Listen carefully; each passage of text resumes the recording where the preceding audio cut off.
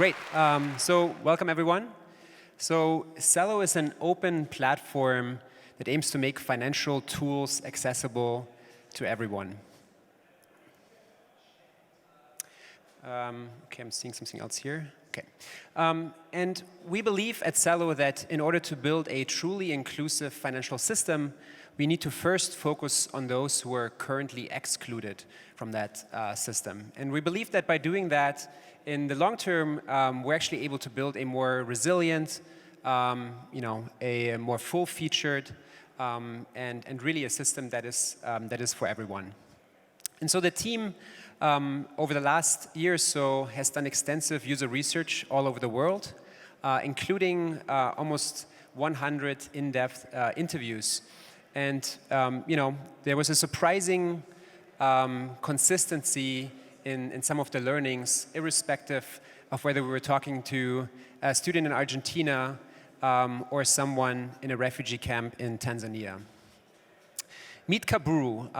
The team met him when we were in Tanzania by invitation of the UN World Food Program in a refugee camp. Kaburu is a Congolese refugee, and he's been living in that camp for most of his life. And he doesn't have a way to send and receive money.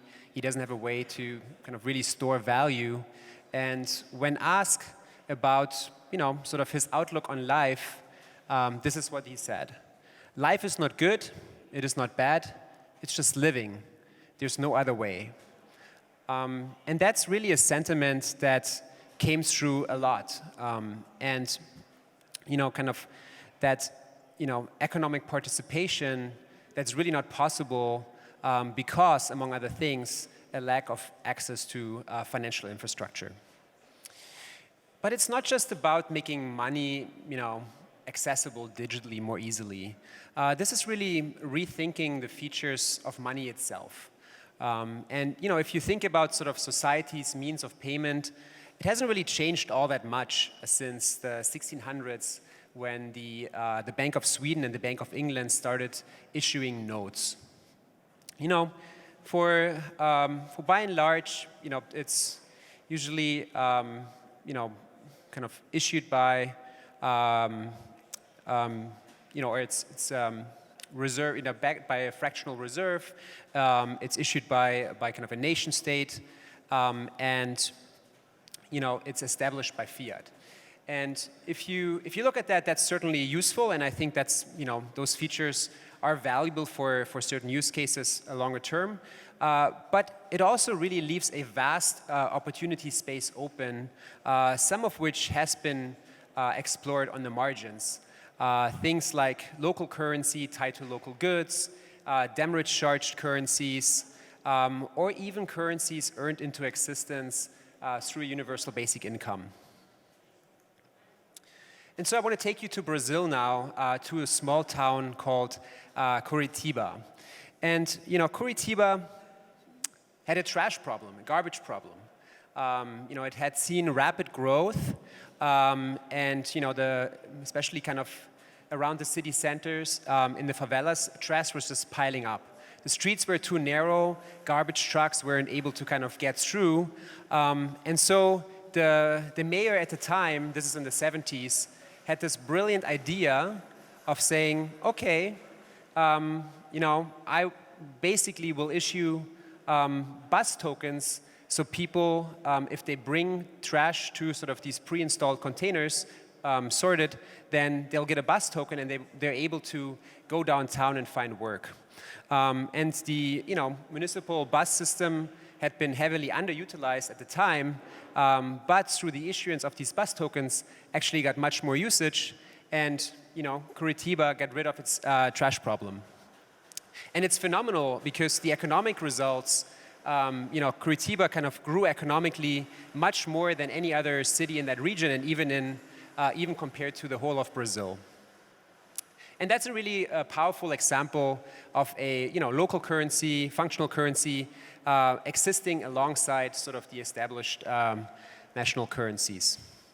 And so Celo's mission in a nutshell is to build a new monetary system that creates the conditions for prosperity for everyone. And we do so by really taking a mobile-first approach. We start with the user experience. We think about how can we create experiences, for example, around peer-to-peer payments that are as easy as the way people send messages on WhatsApp, but at the same time, at a platform level, providing digital assets that are stable in value and actually useful as a means of payment. I won't go into detail on all the features of the platform. If you're interested, feel free to go to Celo's website and take a look at the white papers, and we have a blog as well that gives more detail. But I do want to talk about 2 points in particular, just briefly. One is the stablecoin platform, and the other one is our decentralized identity protocol. And so in order to kind of actually create these stable value tokens, Celo's approach is kind of an algorithmic mechanism that, allowing for the creation of many different stable coins that are all backed by a shared reserve. And that reserve is composed of our own reserve asset, Celo Gold, and a basket of diversified crypto assets. And so it really allows for the creation not just of, say a stable coin pegged to the dollar or the Tanzanian shilling, which, can be helpful, but also, for example, for a stable coin pegged to, the price of a bus ticket in Curitiba. The other point is, around this decentralized identity protocol. And oftentimes we ask ourselves in the space, does X or Y or Z, does it really have to be decentralized? What's really the purpose here?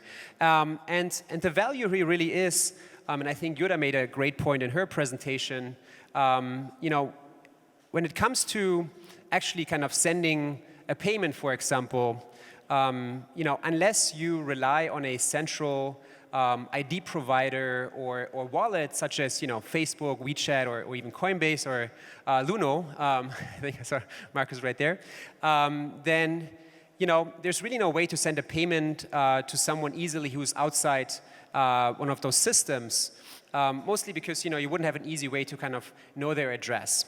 And so with the Celo protocol, we map phone numbers or identifiers broadly to wallets. And so now, as long as you have someone's phone number, you can send them a payment. And even if they don't have a wallet yet, they can easily verify and have access to that payment.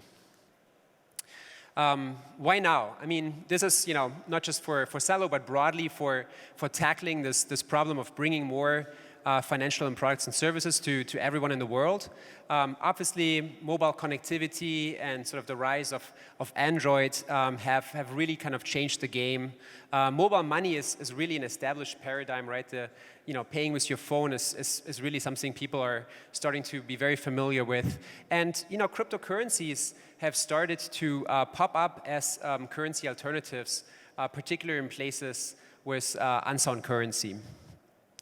There's also cash transfer programs, which there's a lot more research and now data showing that those are actually more beneficial than in-kind humanitarian aid, which again increases the need for kind of a wallet and general financial infrastructure.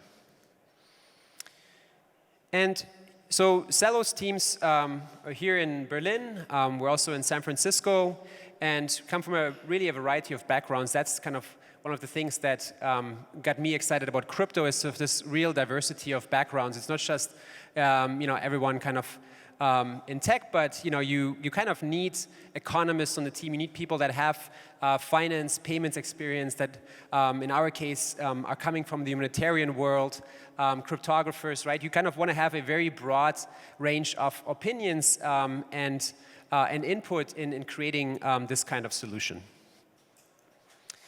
And so if this sounds at all interesting, or if you want to learn more, I encourage you to reach out or come talk to me afterwards. We're definitely very interested to chat if you're currently working in emerging markets and touch payments.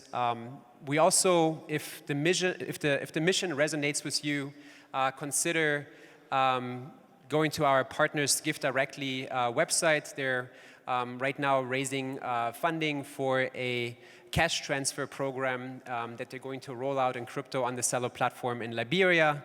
Of course, we're hiring in Berlin, San Francisco, and around the world.